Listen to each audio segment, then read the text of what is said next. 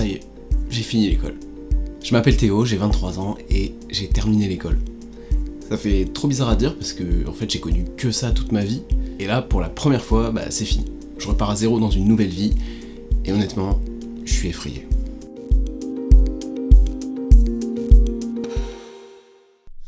J'ai toujours eu du mal à digérer les fins.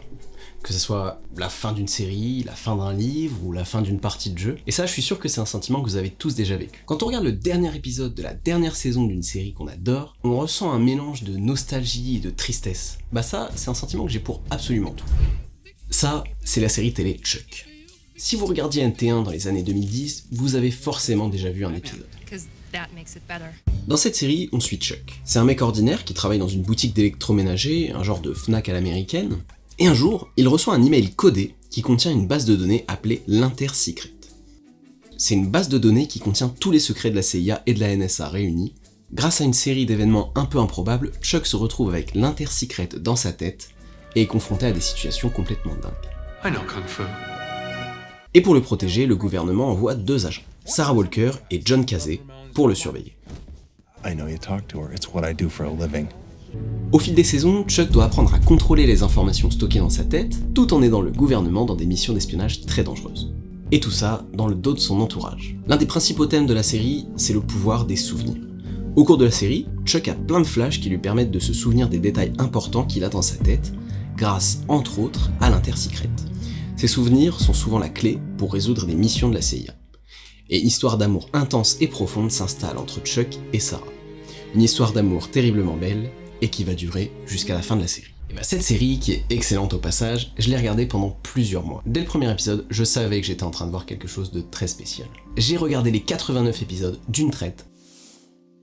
Ouais, j'ai dit 89 parce que les 2 derniers épisodes, j'ai mis plus d'1 an avant de les regarder. J'ai vu chaque épisode avec autant de passion à chaque fois, en m'immergeant à fond dans les aventures de Chuck. Mais voilà, quand j'ai atteint les 2 derniers épisodes, j'ai ressenti une peur intense. Une peur de quitter cette série à tout jamais et de perdre mes sentiments vis-à-vis d'elle. Chuck a été plus qu'une simple série pour moi. Elle représente une époque de ma vie et des moments que j'ai partagés avec des personnages auxquels je me suis attaché. Cette série m'a fait rire, m'a fait pleurer, elle m'a fait réfléchir aussi, mais comme on dit, tout a une fin. Alors j'ai laissé les 2 derniers épisodes de côté en me promettant que je les regarderai un jour. Parce qu'une fois que j'aurai regardé ces 2 derniers épisodes, j'aurai plus rien de nouveau à découvrir autour de la série. C'était les derniers moments que je passerai avec ces personnages que j'aimais tant. Et j'avais raison d'avoir peur parce que les 2 derniers épisodes sont juste horribles. Surtout pour quelqu'un comme moi qui supporte pas les fins. Attention, spoiler. Après des années de combat contre de redoutables ennemis, Chuck et Sarah se retrouvent enfin face à face. Et alors que tout semblait enfin possible pour les 2 amoureux, leur bonheur est brutalement interrompu. Sarah est victime d'un accident pendant une mission, elle perd la mémoire et ne se souvient plus de ses années passées aux côtés de Chuck. Les souvenirs de leur amour et de leurs aventures ont été effacés, laissant Chuck seul et désespéré. Pendant ces 2 derniers épisodes, on a pu voir Chuck se remémorer tous les moments forts qu'il avait passés avec Sarah, et tenter désespérément de lui faire revivre ses sentiments. Et même si la fin était amère, on sentait que leur amour était quand même là, quelque part, enfoui dans le cœur de Sarah. C'était un adieu poignant à une série qui avait marqué les esprits, une série qui avait réussi à créer un lien fort entre les personnages et les spectateurs. Et même si les souvenirs de l'histoire entre Chuck et Sarah ne sont plus là, nous, spectateurs, on en a été témoins et on en sera les gardiens à tout jamais. C'était un véritable coup de poignard pour les fans de la série, qui avaient suivi avec passion et émotion toute l'histoire d'amour entre Chuck et Sarah. Je crois bien que du haut de mes 14 ans, c'est la première fois que l'histoire se terminait mal. La série met en avance l'importance de la mémoire et des souvenirs, et à quel point leur perte est une épreuve difficile pour Chuck. Voilà, ça, c'est la série Chuck. C'est une série que j'adore, en tout cas que j'adorais, parce que je crois que je serais incapable de la regarder à nouveau aujourd'hui. Et Chuck, c'est qu'un exemple parmi tant d'autres de toutes les séries qui m'ont fait vivre des émotions aussi fortes. Et comme j'avais plein de questions autour de cette notion de souvenir, je me suis dit que le plus simple, c'était d'aller vous les poser. C'est quoi exactement un souvenir ?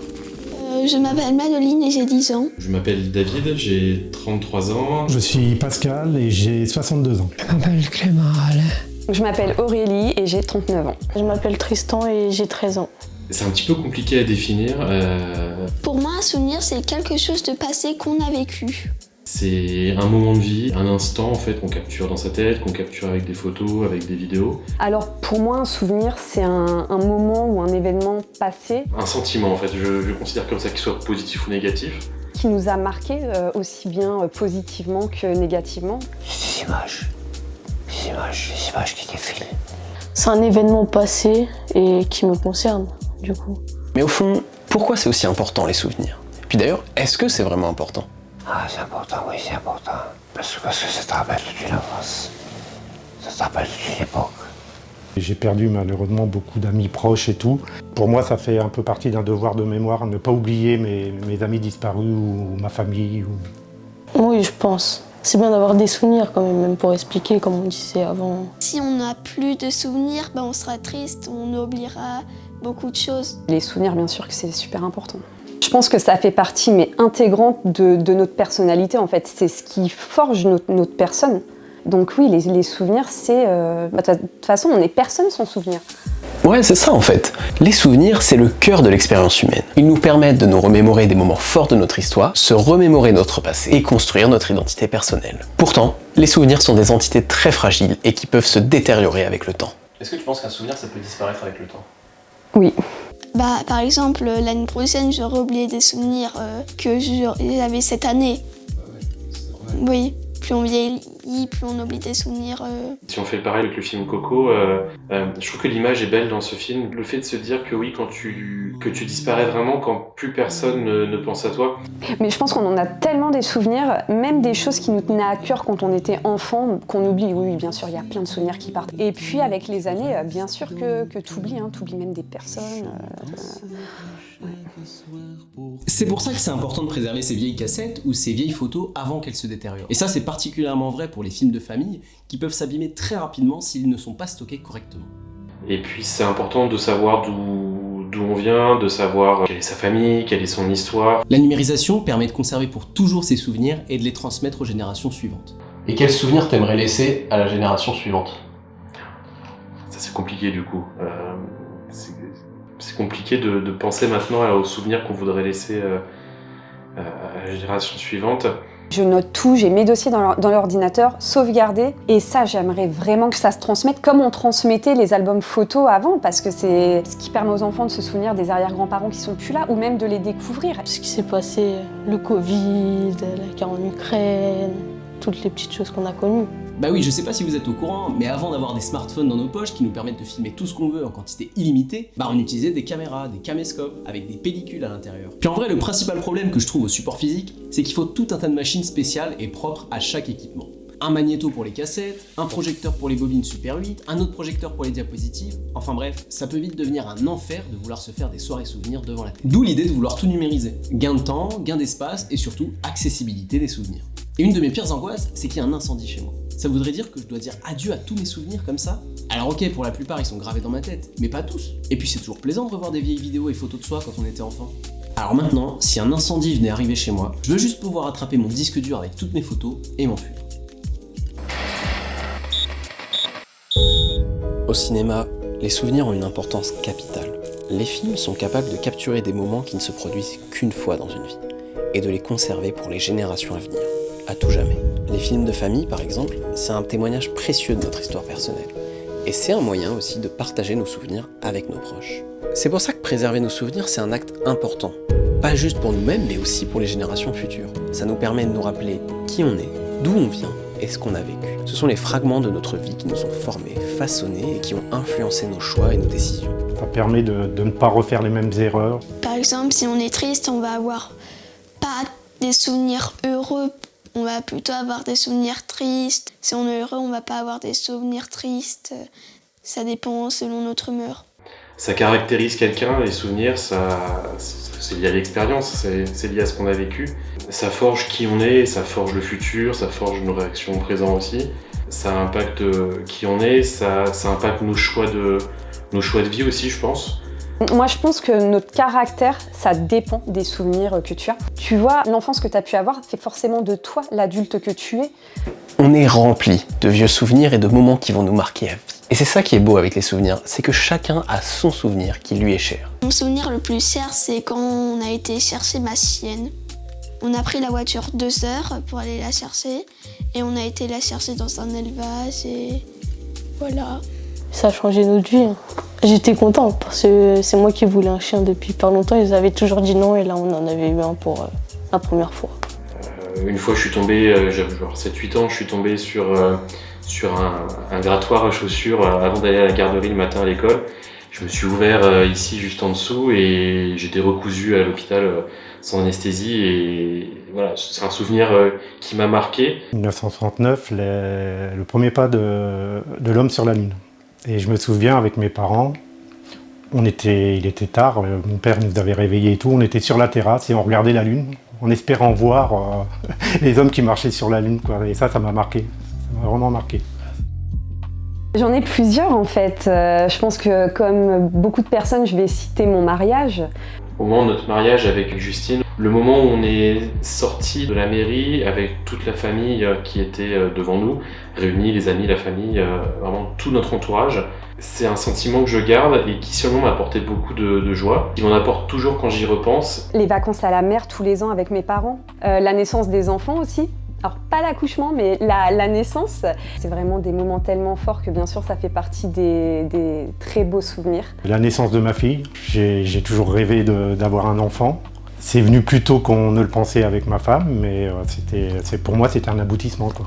Avec peut-être en plus les souvenirs justement avec les personnes disparues dont je te parlais tout à l'heure. Je travaillais à EDF là-bas. Et quand j'ai quitté EDF, ça a été un souvenir marquant. Quand j'ai quitté EDF, la boulot pour le vote, parce que je n'avais pas d'autre boulot. Et ici, ils ne pouvaient pas voir les pieds noirs. Alors à chaque fois, c'était des refus. Mon meilleur souvenir, c'est quand j'ai été en Amérique, parce que c'était très joli. Alors ça, c'est le mot cher. Pour moi, c'est la perte de mon papa. Tous les moments que tu as pu avoir avec les gens qui sont plus là, ça tu pourras plus jamais les avoir, donc ça les rend plus chers que des autres souvenirs. Il est décédé en 2015 et il n'y a pas une journée où j'y pense pas, quoi, en fait. Donc après, je sais pas si on peut appeler ça un souvenir cher ou vraiment marquant, mais c'est pour moi c'est ce qui m'a le plus touché, quoi, en fait.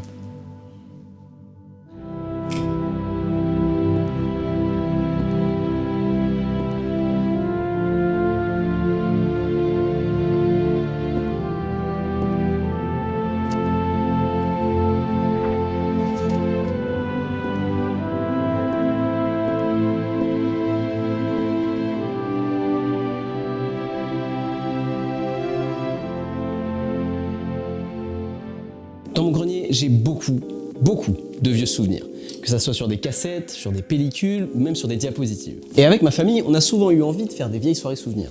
Le problème, c'est que ça devient très vite compliqué de vouloir tout organiser. Ça prend beaucoup de place et beaucoup de temps, surtout quand on n'a pas le matériel nécessaire. Et puis quand on sait pas le manier aussi. Alors je me suis demandé comment faire pour rendre ça beaucoup plus simple. Et une des solutions évidentes, c'était de numériser tout ça. Puis très sincèrement, je suis même pas sûr de savoir comment tout ça fonctionne.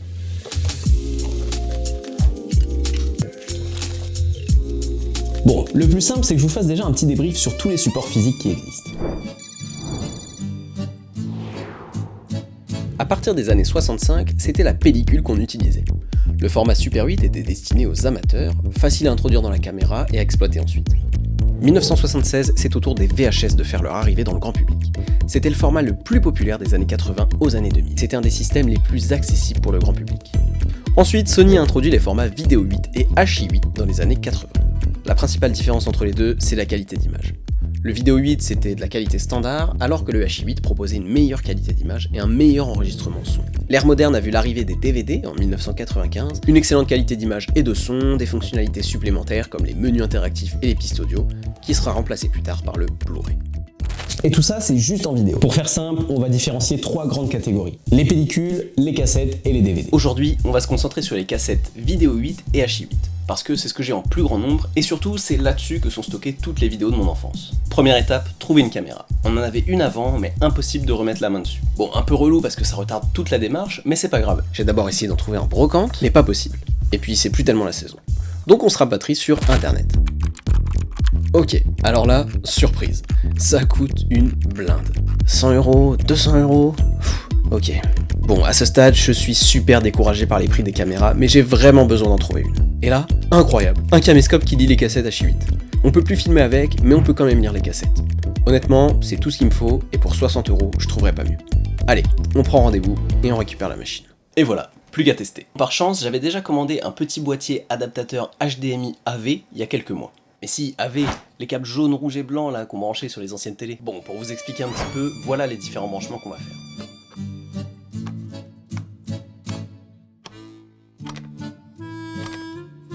Maintenant, on va utiliser le fameux adaptateur HDMI vers USB. C'est ce qu'on appelle une carte de capture et c'est cet objet qu'utilisent les streamers pour se filmer et retransmettre la vidéo sur leur écran. D'ailleurs, je vous parle de ça parce que c'est avec le même logiciel qu'on utilise pour streamer qu'on va numériser nos cassettes.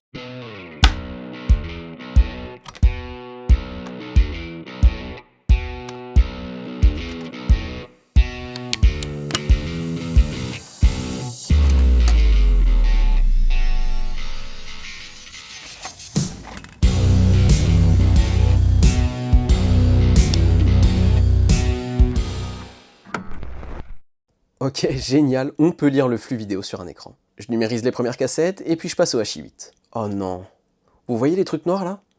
Bah le caméscope lit bien les H8, mais mal. C'est parce que le caméscope est pas du tout adapté au H8 en réalité. Voilà, je me suis fait avoir.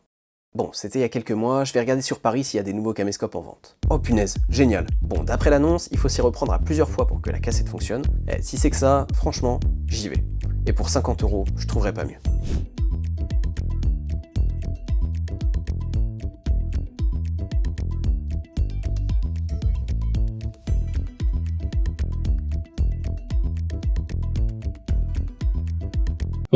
Bon, tout ça c'est cool, j'ai tout numérisé, mais j'en fais quoi? Imaginez que vous fouillez dans les cartons de vos grands-parents.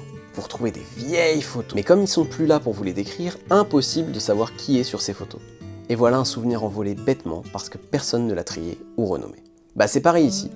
Imaginez que vous cherchez désespérément une photo précieuse pour un événement important, mais vous la trouvez pas parce que vous l'avez pas rangée dans le bon dossier. Ça peut être super frustrant et décevant. En prenant le temps de trier et d'organiser vos fichiers numériques, vous pouvez préserver vos souvenirs pour les générations futures et vous assurer que vos moments les plus précieux sont toujours accessibles et facilement retrouvables.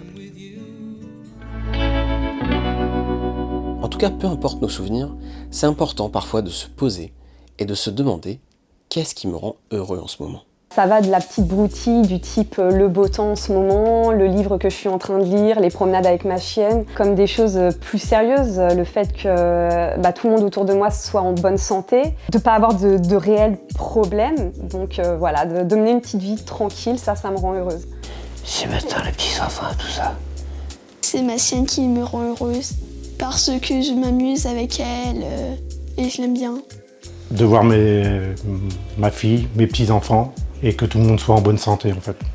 Ce qui me rend heureux en ce moment, ça va être très simple je pense. Nos vies sont assez remplies, même très remplies, et je pense que ce qui me rend heureux c'est de pouvoir avoir du temps en fait, pouvoir me poser, prendre le temps avec ma famille, ou même parfois tout seul aussi, et juste simplement d'avoir 1 heure, 2 heures, un après-midi, soit seul, soit avec ma famille, pour prendre le temps et pour jouer, pour faire une sortie, pour faire quelque chose, mais je pense que ouais, là, tout simplement, ce qui me rend heureux, c'est de pouvoir prendre du temps de temps en temps. Est-ce que tu crois qu'on peut oublier ses souvenirs? Moi, personnellement, je n'oublie pas. Je ne pense pas, non. Après, il y a la maladie qui fait que oui, mais pour moi, c'est indélébile. Moi, jusqu'à maintenant, je garde les souvenirs, je les ai en moi et je les vois toujours, quoi, en fait. Je me demande souvent le souvenir qu'on laisse aux gens qu'on croise. On nous oublierait sans ces photos, ces vidéos, tous ces messages vocaux qu'on laisse maintenant. Comment est-ce qu'on se rappelle de la voix de ceux qui nous ont quittés? Et leur visage? Ça c'est grâce aux photos et aux vidéos. Heureusement, on a la chance d'avoir des caméras. Aujourd'hui on peut graver des souvenirs et en garder des milliers, comme ça, au creux de notre poche. Et parfois je vis des beaux moments, mais quand je sors de ces moments et que je vois tous ces gens heureux, je me sens bête. Je me sens bête parce que moi, contrairement à eux, j'ai pas su profiter pleinement de cette situation. Alors je me replonge en arrière, et je me demande quel est le dernier souvenir heureux que j'ai eu. Et j'en ai plein, mais pour la plupart, ils ne sont pas enregistrés sur mon téléphone, ni sur une cassette. Je n'ai que ma mémoire pour me rappeler à quel point j'ai pu aimer passer ces moments avec des gens que j'aime, et avec qui j'ai ri profondément. Et même si parfois je trouve ça dommage, je me dis au final que c'est parce que personne ne filmait que ces moments étaient beaux. Je me souviens après le bac, j'étais dans un cursus qui me demandait de mettre ma vie de côté pour réussir. Et dans un cours, on étudiait le sujet de l'aventure. J'ai dit à mon prof que je trouvais ça très frustrant d'étudier un sujet comme ça alors que nous, on était coincés en internat à devoir étudier sans s'arrêter. Et il m'a répondu une phrase que j'ai pas trop compris sur le coup. Ne vous inquiétez pas, à votre manière, vous vivrez vous aussi tout autant d'aventures ici. Et aujourd'hui, quand je vois le chemin qu'on a parcouru tous ensemble, ces moments qu'on a partagés et ces souvenirs qui nous restent, je comprends mieux ce qu'il voulait dire par là. En fait, un souvenir, c'est pas forcément quelque chose de grandiose. C'est juste un moment qu'on a aimé passer, qu'on adore raconter à tout le monde, qu'on pourrait revivre en boucle, sans s'arrêter. Et ces jours que j'ai passés là-bas, même si je me disais parfois que c'était des moments qui marqueraient ma vie, je me rendais pas compte à quel point ils étaient importants et à quel point ils feraient la personne que je suis aujourd'hui. En fait, ils font partie de mes plus beaux souvenirs. Alors même si c'est censé être mon métier, et même si c'est incohérent par rapport à ce que je dis dans cette vidéo, je peux que vous encourager à aussi parfois poser vos caméras, vos appareils photo et vos téléphones, et juste profiter de ces moments, de l'instant présent, et de simplement écouter, regarder, et surtout les vivre. Les souvenirs ont une valeur émotionnelle inestimable. En fait, ils sont les gardiens de nos expériences passées, ils sont le reflet de notre histoire personnelle et de ce qui nous a construits. Ils nous permettent de revivre des moments heureux et de se souvenir de ceux qui ne sont plus là. I wish there was a way to know you're in the good old days before you've actually left them. Un jour, toi aussi, tu vas aller danser. Oui, je sais bien. Tu sais que moi, je vais te manquer.